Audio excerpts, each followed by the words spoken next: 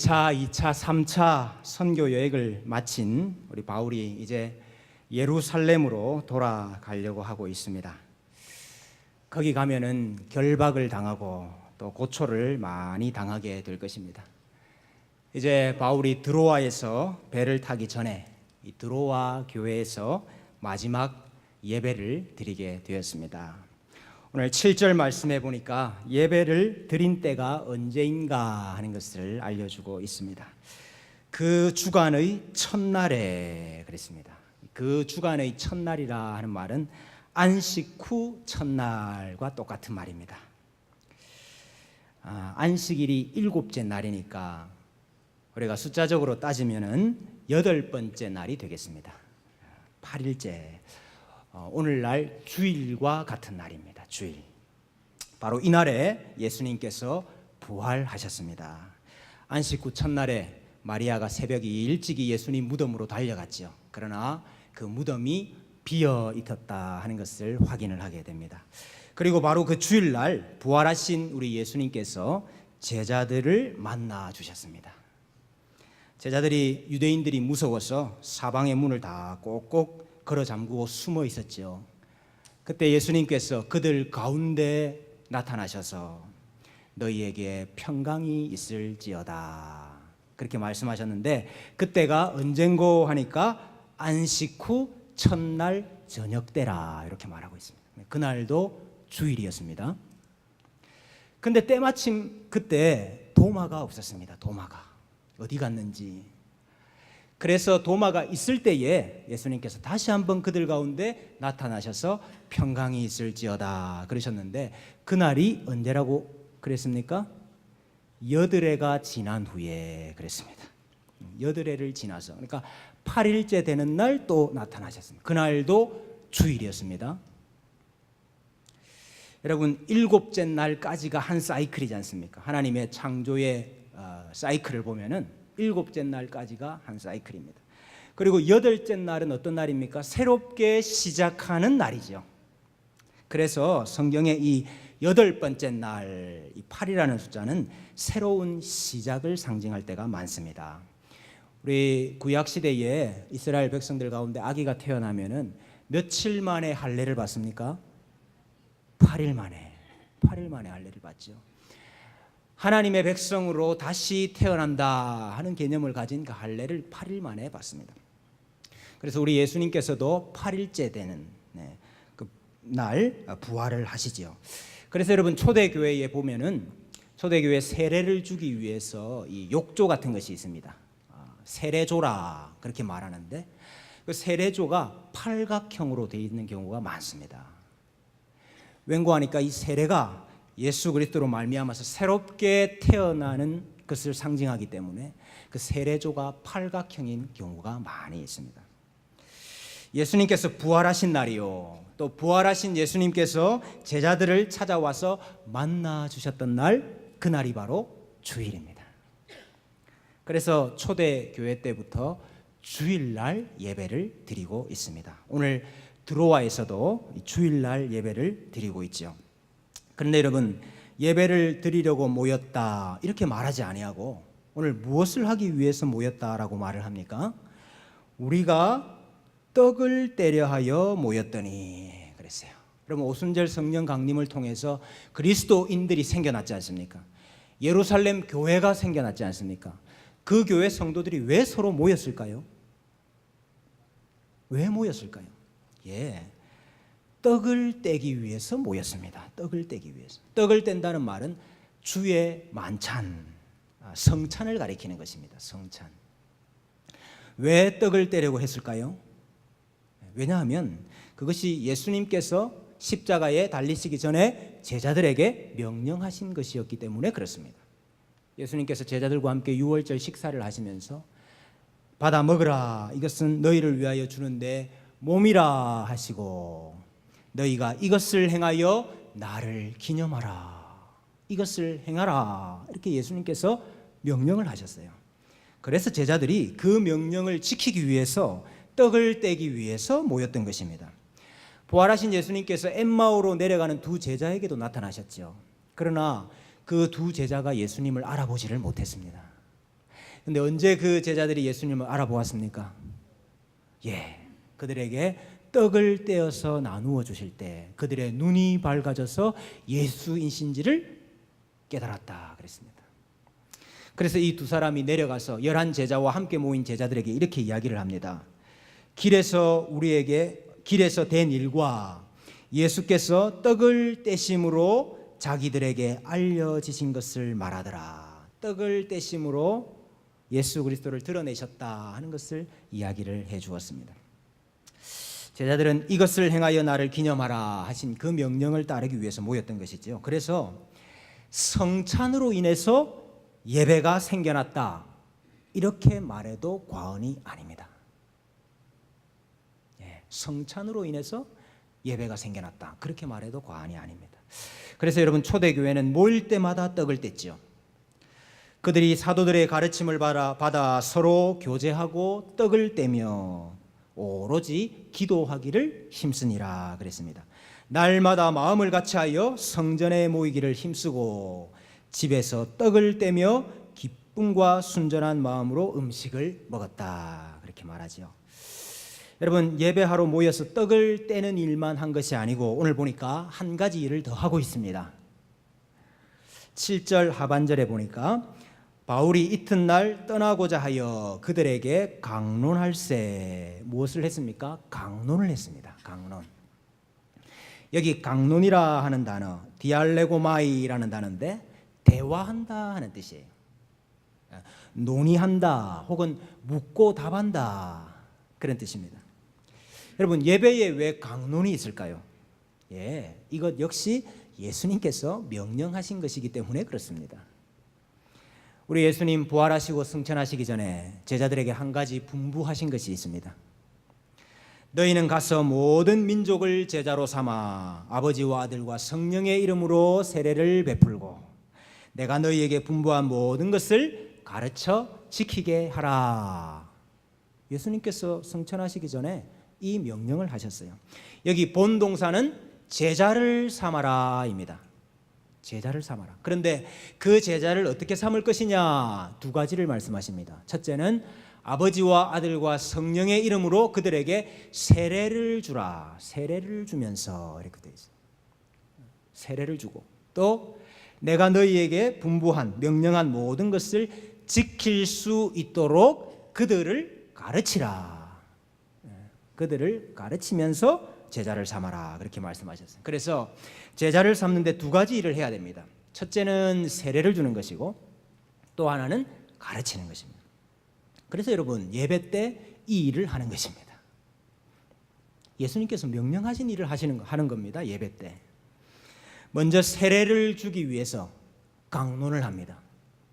묻고 답을 합니다. 가르칩니다. 여러분 우리도 지금도 그렇지 않습니까? 세례를 베풀기 위해서 가르치고 복음의 도를 가르치고 또 묻고 답을 합니다. 여러분이 묻고 답을 하는 원형이 어디 있느냐? 그것이 사도신경입니다. 사도신경. 여러분 원래 사도신경은 세례신경이라 그렇게 불렸습니다. 원래 지금 우리가 고백하는 것과 같은 형태가 아니었습니다. 원래는 묻고 답하는 것이었어요. 무엇을 믿습니까? 하면 나는 천지를 창조하신 하나님 아버지를 믿습니다. 이렇게 하나님 아버지에 대한 신앙을 고백하고 그 외아들 예수 그리스도를 믿습니다. 그분은 어떤 분이십니다. 아들에 대한 신앙을 고백하고 나는 성령을 믿습니다. 성령에 대한 고백을 합니다. 그래서 묻고 답하는 형식인 거죠. 세례를 주기 위해서 묻고 답하는 강론이 있습니다. 또 여러분 세례를 받은 자에게 예수님께서 명령하신 것을 지켜 행할 수 있도록 또한 가르칩니다. 그래서 강론이 있죠. 여러분 그래서 예배는 큰 두 가지 축이 있습니다. 예배는 두 가지 축으로 이루어져 있습니다. 첫째는 말씀이요. 둘째는 성례입니다. 성례는 세례와 성찬을 가리키는 것이죠. 말씀과 성례 이것이 하나님께서 우리에게 하라고 분부하신 것이고 그래서 우리가 주일마다 모여서 이 일을 행하는 것이죠. 이것을 우리가 가리켜서 은혜의 방편이라 그렇게 말을 합니다. 하나님께서 우리를 찾아오시고 우리에게 은혜를 주시는 방법이 뭐냐? 방편이 뭐냐? 말씀과 성례라. 부활하신 예수님께서 주일날 우리 제자들에게 나타나셔서 그들을 만나 두셨듯이 주일 예배를 통해서 하나님께서 말씀으로 우리를 찾아와 만나 주시고 성례를 통해서 부활하신 예수님의 생명이 우리 안에 있다 하는 것을 우리에게 확인시켜 주십니다. 그게 주일 예배입니다, 여러분.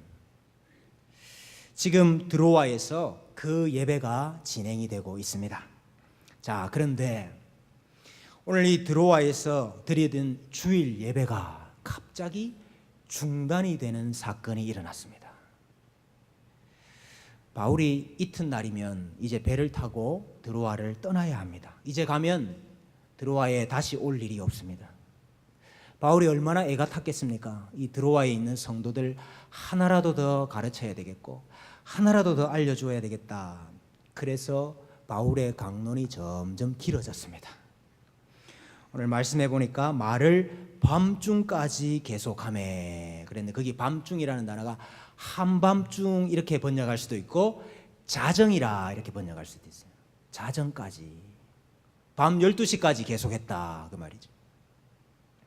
근데 여러분 거기 유두고라 하는 청년이 한 명 예배에 참석을 했습니다. 여러분 이 유두고라 하는 이름은 옛날에 노예나 종들에게 붙였던 이름입니다. 그 시대에. 여러분 우리도 옛날에 돌쇠라 그러면은 그 사람 잘 몰라도 아 누구 집의 종이구나 우리가 알 수 있지 않습니까? 유두고라는 이름이 그런 이름입니다. 이 사람은 아마 남의 집에 종살이 하던 사람이었던 것 같습니다. 유두고는 하루 종일 갖은 노동에 시달렸죠. 이제 몸이 노근하고 피곤한데 우리 바울 사도께서 자정이 다 될 때까지 강론을 계속 하시는 거예요. 바울이 이 드로아에서 마지막 예배다 이런 소문이 안 났겠습니까? 그날따라 사람이 많이 모였어요. 여러분 그러니까 유두고가 자리가 없어서 어디 갔습니까? 3층에 창틀에 앉았습니다. 예. 아마 사람들이 많이 모였을 것입니다. 열기가 계속해서 올라왔겠지요. 또 보니까 등불을 많이 켜두었다 그랬습니다.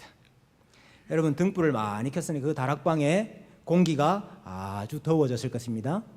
연기와 거름이 어디를 통해서 빠져나가지요?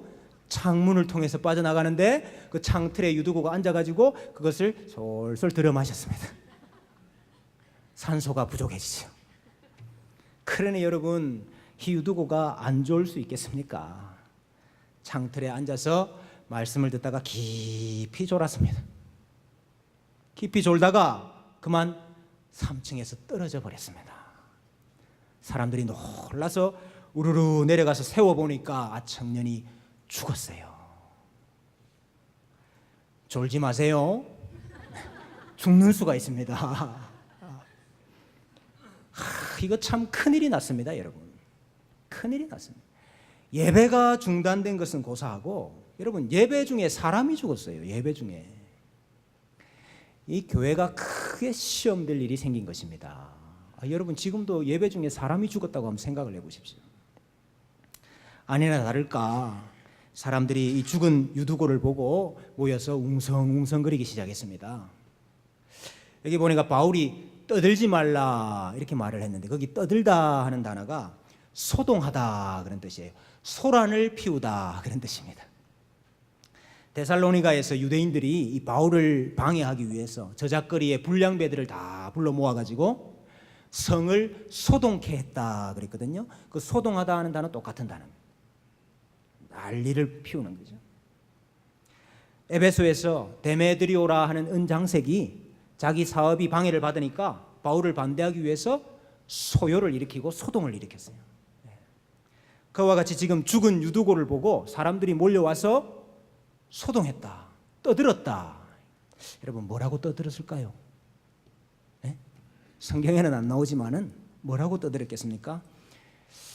아마 안 그랬겠습니까? 예배에 참석을 했으면 제대로 자리에 앉아서 예배를 드릴 것이지 창틀에 앉기는 왜 창틀에 앉냐? 창틀에 앉는 것까지는 좋은데 이해를 하는데 졸음이 오면은 졸리면은 내려와서 앉아야지.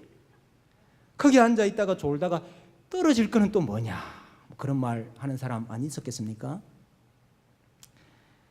아니, 교인들은 다 뭘 한 거야? 교인들은 창틀에 앉아서 위험하게 졸고 있는 사람을 보면은 깨워가지고 내려앉혀야지. 안내위원들은 다 어디 갔어?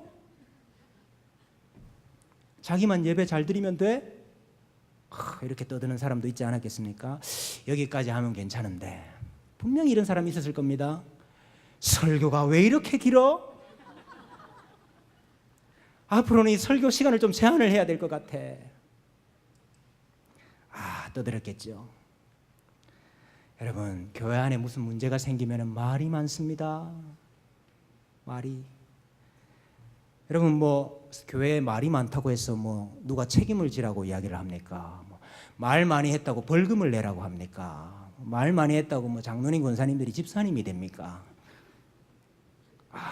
교회에 말이 많아요. 누구 때문에 이런 문제가 생겼다, 무엇 때문에 이런 문제가 생겼다, 그래서 사람들을 비난하기도 하고 정죄하기도 하고 많이 떠들죠. 근데 여러분, 아무리 떠들고 아무리 소란을 피워도 문제가 해결이 안 됩니다. 여러분, 문제가, 이것이 문제다 저것이 문제다 지적하는 그것으로 여러분 문제가 해결될 것 같으면요, 해결되지 않을 문제가 어디 있습니까? 아무리 지적질을 해도 문제가 해결이 안 돼요. 여러분, 수많은 뉴스들, 수많은 정보들, 수많은 소문들 다 떠드는 것들입니다. 떠드는 것. 여기에 이런 일이 있다, 저기에 무슨 일이 있다. 그러나 여러분 잘 들어보십시오. 대안이 없습니다. 대안이. 해결책이 없어요. 사도 바울이 내려가서 그 시신을 안고 두 마디 했습니다. 두 마디. 떠들지 말라. 떠들지 말라. 생명이 그에게 있다. 여러분, 생명이 그에게 있다, 이 말은 아직까지 숨이 붙어 있다 이 말이 아닙니다. 아직까지 안 죽고 살아있다 이 말이 아니라 하나님께서 이 아이에게 생명을 주실 것이다 하는 강한 확신을 가리키는 것입니다. 생명이 그에게 있다. 여러분, 죽었는데 생명이 어디 있습니까? 여러분, 생명이 어디 있습니까? 여러분, 죽음을 이기시고 부활하신 예수 그리스도께 생명이 있죠. 생명이 있는 그 예수님께서 지금 어디 계시지요? 주일날 예배하는 자리에 계십니다. 여러분, 주일날 예배하는 자리에 생명을 가지신 그 예수님께서 예배하는 가운데 자신의 생명을 우리에게 수여하셔요. 생명을 주셔요. 우리에게 무엇을 통해 주시지요? 성찬을 통해서, 말씀을 통해서. 내 몸과 피를 줌으로, 연합됨으로 예수 그리스도의 생명이 우리의 생명이 되게 하셔요. 엘리야가 사르밧 과부의 죽은 아들, 시신 위에 자기의 몸을 3번 포개고 기도할 때에 죽은 아기가 살아났습니다. 엘리사가 수넴 여인의 죽은 아이 살릴 때에 죽은 아이 위에 올라가서 엎드려서 자기의 입과 눈과 손을 그 아이의 입과 눈과 손에 포개고 기도했습니다. 그랬더니 살아났습니다. 여러분, 지금 바울이 똑같은 일을 합니다. 유두고의 몸 위에 엎드려서 그 시신을 안고 기도를 했습니다. 여러분, 이것은 안수의 확대된 모션입니다. 안수를 좀 더 크게 한다, 그렇게 생각하시면 됩니다. 상징적인 행위예요. 지금 바울이 그 청년과 한 몸이 되고 하나가 되려고 하는 행동을 하고 있는 겁니다. 연합되려고 하는 행동을 하고 있는 거예요. 근데 여러분, 사실 예배 드리는 이 성도와 연합되고 한 몸이 된 분이 있죠. 누굽니까? 같이 떡을 뗀 예수 그리스도의 몸에 참여한 예수님과 바로 그들이 연합이 되어 있어요. 연합된 분이 예수님이에요. 예수님.